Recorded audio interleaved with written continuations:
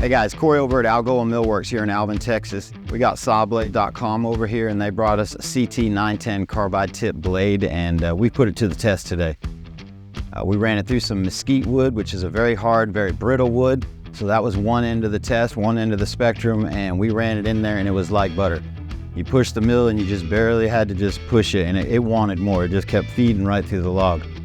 And after we went through a couple logs of mesquite, we put it on the more difficult black willow log, much wider as well, and it went through it just like butter. It was a very aggressive blade. It wants to cut, it wants to pull that mill into the wood. We really liked it. And what I really noticed was that there was no deflection at all, and I really thought that was pretty amazing. I really appreciate Sawblade.com coming out today to Algoa Millworks. It was just a great opportunity, and that blade's awesome. That Q910 Carbide-Tipped is an awesome blade. So come on down to Algoa Millworks. We got all sorts of sizes of pieces of wood, anything you want to choose from.